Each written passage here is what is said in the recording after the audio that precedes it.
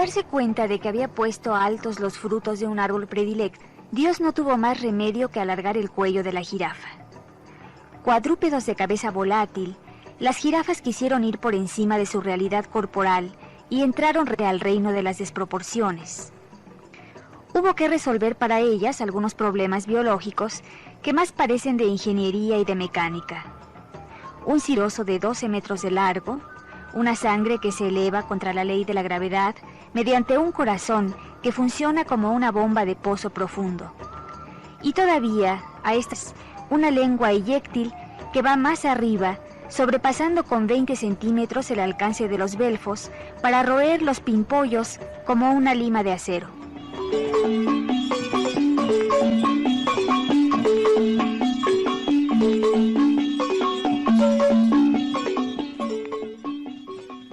Con toques de técnica que complican extraordinariamente su galope y sus amores, la jirafa representa mejor que nadie los devaneos del espíritu.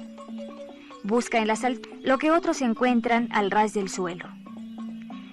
Pero como finalmente tiene que inclinarse de vez en cuando para beber el agua común, se ve obligada a desarrollar su acrobacia al revés. Se pone entonces al nivel de los burros.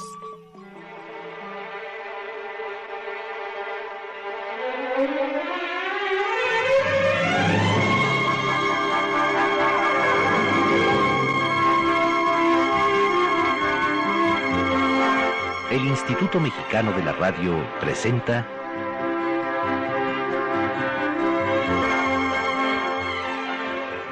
Fantasías en Carrusel.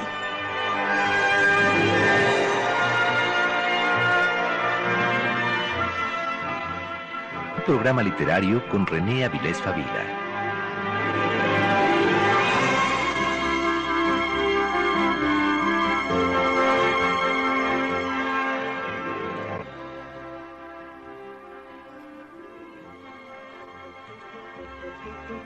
Amigos, buenas noches. Del bestiario de Juan José Arreola hemos dejado salir una de sus más grandes e inescrutables criaturas, la jirafa, una pieza diminuta, irreprochable, exacta, diríamos milimétricamente trabajada para hacer de ella una seductora maravilla en el gran cofre de tesoros literarios de ese taumaturgo nacido en Zapotlán, Jalisco, hoy Ciudad Guzmán, el 21 de septiembre de 1918. Hoy, en Fantasías en Carrusel, el escritor René Avilés Favila nos hablará de su relación con este hombre que, además de asombrar al mundo con su literatura y sus dones histriónicos, era capaz de arrebatarle tiempo a su arte y su sabiduría a quienes se aproximaban a él con deseos de aprender. Después de esto, René, dinos cómo era Juan José Arreola, cómo se forja él como artista. Bueno, en realidad es la historia tan frecuente entre nosotros. Es un joven que quiere convertirse en escritor y que no siquiera terminar la primaria. Sin embargo, tiene una rigurosa formación autodidacta, es un gran lector de poesía, un enamorado de los clásicos. Estudia en Francia para actor con Jean-Louis Barrault y creo que todo esto le va dando una sólida formación, lo va realmente... pues lo va, quizás uno de los autores más perfectos, más exactos. No hay duda de que Arreola es dueño de una prosa, de una gran economía y de una gran... No olvidemos, por ejemplo, que Octavio Paz ha incluido sus trabajos de prosa como trabajos poéticos, que están, claro, como trabajos de prosa poética, pero que están en antologías poéticas, lo que es realmente significativo. Realmente Arreola es un lector de Julio Torri, de Alfonso Reyes, de Carlos Pellicer y de López Velarde en el plano nacional, y un eterno de Borges. Hay una anécdota que suele contar el propio Arreola, que marca el encuentro entre Borges y Arreola hace muchos años en una universidad tejana, en donde Arreola, con esos despliegues histriónicos muy frecuentes en él, cae de rodillas, lo abraza y le dice: Borges, 25 años de admiración. Y Borges, claro, le dice: qué pérdida de tiempo, che. Y esto nos hace pensar, obviamente, su literatura desciende en buena medida de la literatura de Borges. Sin embargo, no creo que sea ni un plagio ni una copia, sino una influencia positiva muy bien manejada, muy herida. De otra parte, pensemos que Arreola empieza a publicar tal vez mucho antes de conocer a los primeros textos de Borges. Borges tiene una fama entre nosotros tardía. Unos 30, 35 años, la literatura mexicana está dividida de la manera más simplista, que era por un lado la literatura fantástica y por la otra la literatura realista. Y dentro de la literatura realista, Rulfo como el máximo representante. En realidad, si nosotros leemos el Pedro Páramo, pues veremos que no es precisamente una literatura realista. Y del otro lado ponían a Juan José Arreola como si fuera autor de literatura fantástica exclusivamente. No es así, puesto que tiene también libros como La Feria. Sin embargo, en términos generales, yo creo que sí podemos inscribir a Arreola dentro de la literatura fantástica. Una tiene mucho que ver también con dos de los que he mencionado, desde luego con Julio Torri, uno de los ateneístas más importantes a mi modo de ver las cosas, junto con Reyes, también un escritor de una gran precisión y de una gran belleza. Y quizás lo que más debamos agradecerle a Arreola a los mexicanos es que nos saca de ese terrible letargo, de ese empeño de los escritores mexicanos en escribir del campo y en hacer una literatura de un realismo a veces muy pedestre, francamente muy pedestre. Entonces, Arreola, cuando empieza a publicar los cuentos de confabulario, juega un papel importante porque va a cambiar la literatura, va a cambiar el concepto. No se entiende al principio y se le acusa de ser cosmopolita, como si esto fuera muy grave, de ser un escritor de evasión, de escribir temas que a nadie le interesan, que está haciendo literatura a espaldas de la realidad. Y recibe muchas acusaciones, pero también recibe una gran cantidad de elogios, y desde luego se saluda en Arreola a uno de los grandes escritores que va a revolucionar las letras mexicanas. Yo creo que no es ninguna exageración, creo que al momento en que él empieza a escribir sus cuentos prodigiosos, sus cuentos fantásticos, sus cuentos realmente de una gran belleza, de un gran ingenio, pues cambia el curso de la literatura mexicana. Dejamos de ver en el campo mexicano el gran tema de toda novela, de todo cuento, de toda poesía, y empezamos a ver que hay una cierta literatura fantástica, urbana, que tiene una gran cantidad de posibilidades y que no habían sido explotadas. Por eso mencioné a Torri antes, porque Torri en 1917, al escribir de fusilamientos, pues evidentemente nos da, en buena medida sería un antecedente muy, muy importante hasta del propio Borges. Sin embargo, yo creo que la presencia clave en Arreola es definitivamente Kafka.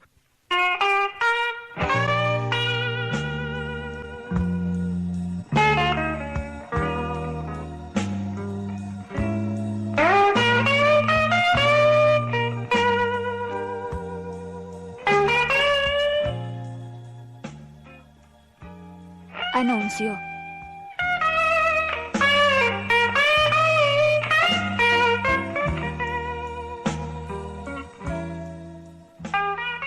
Dondequiera que la presencia de la mujer es difícil, onerosa o perjudicial, ya sea en la alcoba del soltero o ya en el campo de concentración, el empleo de plastisex es sumamente recomendable. El ejército, la marina, así como algunos directores de establecimientos penales y docentes, proporcionan a los reclutas el servicio de estas atractivas e higiénicas criaturas. Ahora nos dirigimos a usted, dichoso o desafortunado en el amor. Le proponemos la mujer que ha soñado toda la vida.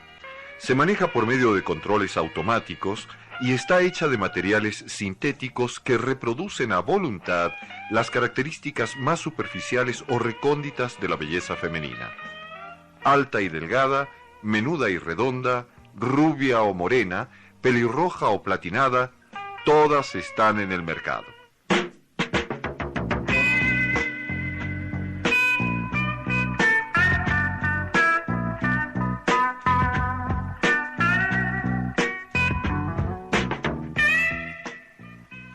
René, ¿de cuántas chisteras ha tenido que echar mano Juan José Arreola para no solo generar una prosa tan fluida y tan limpia, sino para atrapar al lector en el vértigo de unas temáticas que se van poblando de asombros en cada párrafo, sin malabarismos lingüísticos y con un profundo conocimiento de los laberintos del idioma? Y otra pregunta sería, René, ¿cómo era Juan José Arreola en su papel de maestro, de guía espiritual, de gente que como tú tuvieron la oportunidad de convivir estrechamente con él y abrevar en el manantial de su inmensa cultura? Pues Arreola es una figura a la que tendríamos que estudiar de dos maneras principales. La primera es desde luego la más importante como escritor, como un prosista perfecto, preciso, de una gran economía verbal y de metáforas realmente extraordinarias, de una enorme delicadeza. Y el otro papel, desde luego, es el que él mismo se asignó como maestro de muchas generaciones. No podemos dejar de lado que incluso escritores como Carlos Fuentes de muchas maneras se acercaron a él, no solo él, José Emilio Pacheco, Monsiváis, Elena Poniatowska, creo que la lista sería infinita. Yo creo que entre Carlos Fuentes, que es 1928, y los más jóvenes a ese momento, que éramos los nacidos alrededor de 1940, no hay prácticamente ningún escritor importante que no haya sido discípulo de una u de otra manera de Juan José Arreola. No solo eso, sino que Arreola formó revistas, fundó editoriales, y en estas aglutinaba a los escritores de modo más o menos generacional. A mí me tocó en suerte estar en este último grupo, en esta última hornada de escritores, que éramos José Agustín, Juan Tobar, Gerardo La Torre, en fin, un gran número de autores, Elsa Cross, tal vez Heraclio Cepeda, ya no recuerdo con exactitud cuántos éramos, y nos acercamos a él a pedirle un consejo literario, como suele suceder en estos casos, y él no solo nos dio el consejo, nos hizo grandes recomendaciones, listas de autores, sino que se ofreció para darnos un taller. Ahora hay cientos de talleres en la República, pero hace 30, 35 años solo había el que él creaba, fundaba, lo daba en su casa, no cobraba, y bueno, pues realmente regalaba su tiempo a los jóvenes.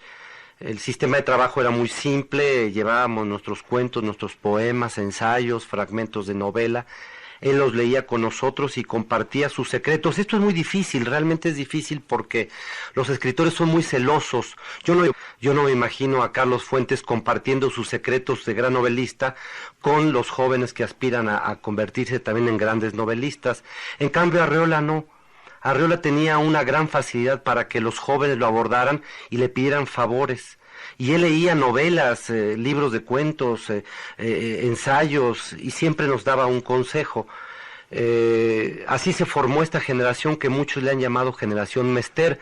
Después, con el tiempo y gracias a Margot Glantz, creo que no es exacto, pero así ha sido, se le ha dicho que es la generación de la onda. Sin embargo, curiosamente, y a pesar de que se pueda llamar de la onda y tener algunos elementos de este movimiento social, es evidente que el gran maestro de esta generación fue Arreola, con su literatura tan fina, tan directamente descendiente de la literatura clásica. Entonces es peculiar. Finalmente no podemos dejar de lado que Arreola, al fundar el taller y la revista Mester, que llega a 13 o 14 números, va no solo a promover una generación ya totalmente opuesta a él en cuanto a características artísticas y aún políticas, sino va a hacer un gran esfuerzo por orientar la literatura hacia lo que él realmente considera que es. No lo consigue, pero no llega a ser un obstáculo para que él siga su tarea, porque no le preocupa que José Agustín, en lugar de escribir cuentos fantásticos o de ciencia ficción, escriba novelas de jóvenes, de adolescentes, con el lenguaje que todos le conocemos perfectamente bien. Arreola, déjame añadir esto, corrige La tumba, la primera novela de José Agustín. Es decir, hace un trabajo de taller verdaderamente artesanal para corregir la novela de José Agustín. Yo siempre me he preguntado cómo un hombre tan distinto, con tantos años de diferencia, con una formación clásica en realidad, podía acercarse a los jóvenes y ser un gran maestro. Yo creo que esto es algo invaluable. Toda esa generación tuvo dos grandes maestros y los dos fueron muy generosos. El otro maestro es Juan Rulfo, pero no hay duda que el trabajo que Arreola hizo, que merecería ser rescatado, que merecería ser puesto en tesis, en libros de crítica literaria, etcétera, es una tarea muy generosa que poco se ha hecho en México.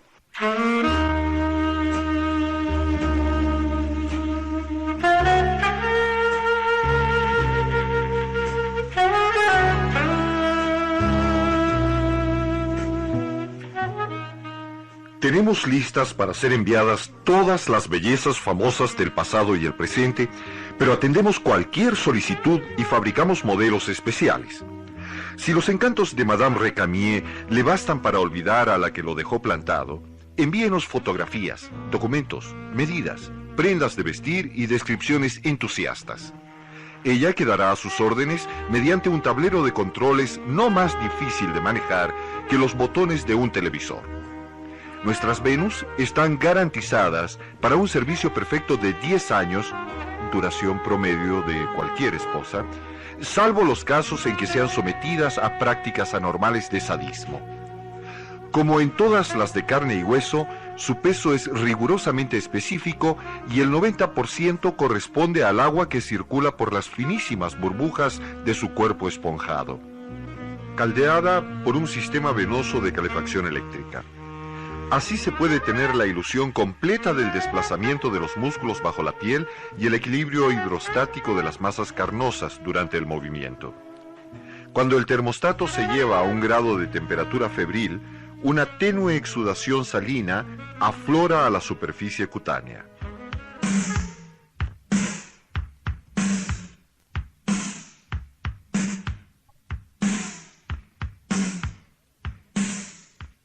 En la rama de accesorios, la Plastisex rivaliza en vestuario y ornato con el atuendo de las señoras más distinguidas. Desnuda, es sencillamente insuperable. Púber o impúber, en la flor de la juventud o con todas las opulencias maduras del otoño, según el matiz peculiar de cada raza o mestizaje. Para los amantes celosos, hemos superado el antiguo ideal del cinturón de castidad. Un estuche de cuerpo entero que convierte a cada mujer en una fortaleza de acero inexpugnable. Y por lo que toca a la virginidad, cada Plastisex va provista de un dispositivo que no puede violar más que usted mismo, el himen plástico, que es un verdadero sello de garantía. Tan fiel al original que al ser destruido se contrae sobre sí mismo y reproduce las excrescencias coralinas llamadas carúnculas mirtiformes.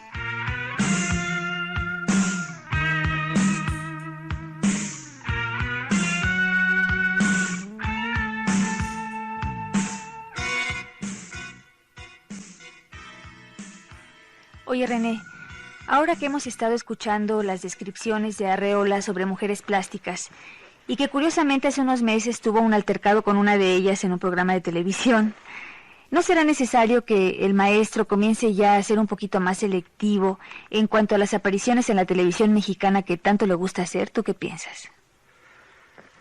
Pues es un problema personal. Arreola no escribe más, Arreola ha dejado de ser un escritor, ahí está su obra, y es una obra muy importante, difícil de superar, es una obra pequeña en cuanto a cantidad, pero de una enorme calidad.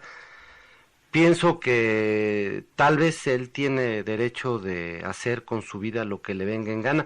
Yo sé que ha sido muy criticado, Octavio Paz incluso ha sido severo con él, pero pues él ha querido escoger el camino tonto de la televisión, como la hace él. Ha hablado de fútbol, ha hablado de modas, ha hablado de cocina, ha hecho el papel de guía de turista, y se ha alejado totalmente de la literatura, totalmente de la cultura, porque en un principio él llegó a la televisión hablando de literatura, hablando de arte, donde realmente es insuperable, porque lo que no sabe lo inventa, tiene esa enorme facilidad. En realidad sí es un mago de la literatura. Yo sí creo que es un hombre capaz de convertir cualquier cosa en literatura.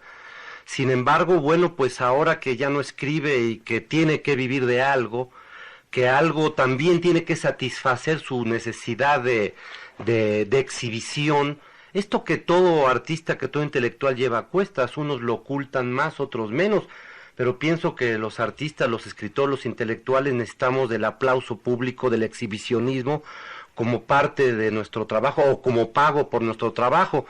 Yo no sé si Arreola sea consciente de que a cambio de un sueldo X, ignoro cuánto reciba, pues ha ganado un buen desprestigio también. Siento que los jóvenes que él tanto quiere, que él tanto aprecia, que él tanto respeta, ya no lo conocen, no lo leen. A lo sumo, con esta facilidad con que en México destruimos a las personas, dicen, es el viejito que aparece en la televisión, es el que hizo la broma tal, es el ridiculizado por la actriz fulanita de tal. Y esto es doloroso porque él es un artista que merece respeto y merece toda suerte de homenajes y reconocimientos, pero insistiría, si él quiere pasar su vida, sus últimos años de esta manera, no veo por qué tengamos que oponernos. Yo creo que es lo suficientemente lúcido como para seguir o no en esta tarea. Pero insistiría en un punto, Arreola parece ya no tener nada que decir por escrito. Recordemos que sus últimos libros son más bien recopilaciones de discursos, de intervenciones verbales, esa es la palabra Arreola. Ya no es el Arreola escritor que cuida, que pule sus trabajos. Y en estos libros se nota más la presencia de algunos de sus discípulos, como ha sido el caso de Jorge Arturo Ojeda, quien recopiló prácticamente todas sus conferencias sobre la mujer. La otra posibilidad puede ser que él, que es un enamorado de la mujer, que ha admirado a la mujer, que ha escrito algunos de los textos más bellos sobre mujeres, bueno, pues de pronto decida seguirlas viendo aunque sea en la televisión. La verdad es que no lo sé y francamente no me interesa. Yo pienso que Arreola tendremos que leerlo y recordarlo por su gran literatura, por sus tareas como maestro, como un entusiasta propagandista de los clásicos, que en México es muy raro que alguien los elogie y los lea.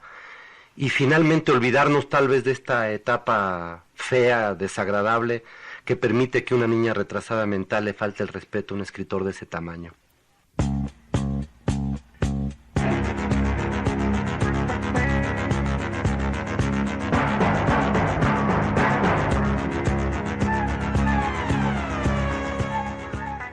El aspecto moral de nuestra industria ha sido hasta ahora insuficientemente interpretado. Junto a los sociólogos que nos alaban por haber asestado un duro golpe a la prostitución, en Marsella hay una casa a la que ya no podemos llamar de mala nota porque funciona exclusivamente a base de plastisex. Hay otros que nos acusan de fomentar maniáticos afectados de infantilismo.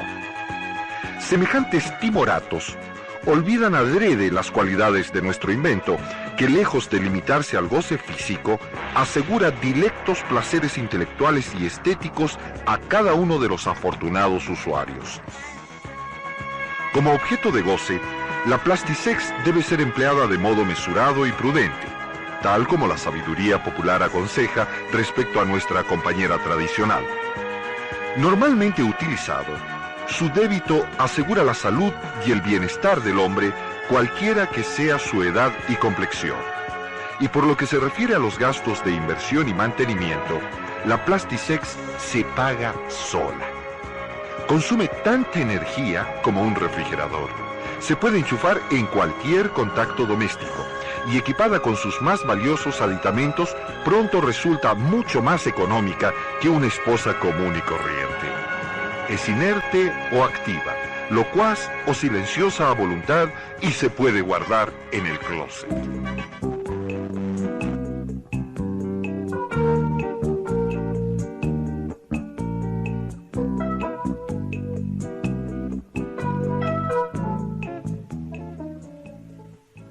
Lejos de representar una amenaza para la sociedad, la Venus Plastisex resulta una aliada poderosa en la lucha pro restauración de los derechos humanos. En vez de disminuirla, engrandece a la mujer, arrebatándole su papel de instrumento placentero, de sexófora, para utilizar un término clásico. En lugar de mercancía deprimente, costosa o insalubre, nuestras prójimas se convertirán en seres capaces de desarrollar sus posibilidades creadoras hasta un alto grado de perfección. Al popularizarse el uso de la plastisex, asistiremos a la eclosión del genio femenino tan largamente esperado. Y las mujeres, libres ya de sus obligaciones tradicionalmente eróticas, instalarán para siempre en su belleza transitoria el puro reino del espíritu.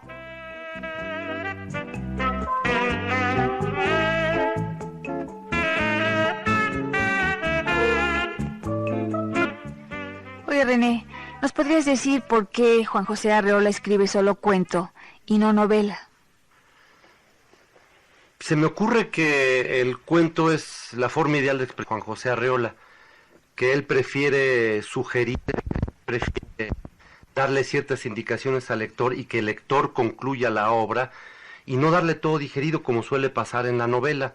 Sin embargo, bueno, pues ahí tenemos La Feria, que muchos consideran una novela y que para mí no lo es. En realidad es una suma de pequeños relatos, de recuerdos sobre su pueblo, sobre su infancia, tal vez también sobre su juventud, que tienen una cierta relación, pero es la misma relación que tienen los cuentos de Arreola, que los tienen en confabulario, que los tienen en el bestiario.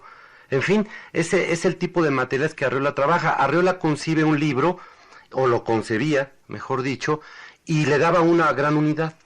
Es decir, no solo temáticamente, sino también formalmente. Y esto lo hacía, o lo hace quizás el escritor perfecto, el cuentista perfecto en México. Y estamos hablando de un país que tiene un gran número de cuentistas, que de hecho no ha habido escritor que no aborde de una u otra manera el cuento. Hasta los novelistas, a los que se sienten más novelistas, en algún momento han escrito algún cuento, como Gustavo Sáenz, como Carlos Fuentes. Y yo sí creo que Arreola desdeñó, totalmente a propósito, la novela para concentrarse en un tipo de cuento que además tiene las características, como lo dije al principio, de prosa poética. Esta solo se puede dar en las brevedades, en los textos cortos, jamás en los textos largos. René Vilés, muy buenas noches y gracias por estar con nosotros. Buenas noches, Rosa Marta. Acompáñanos la próxima semana en este viaje al interior de la obra y la personalidad de otra importante figura de las letras contemporáneas. Y recuerde que es importante estar cerca de la obra del autor.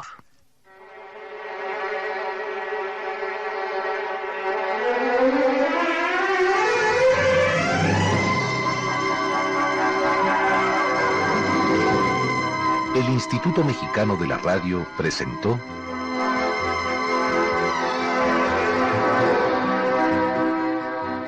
Fantasías en Carrusel.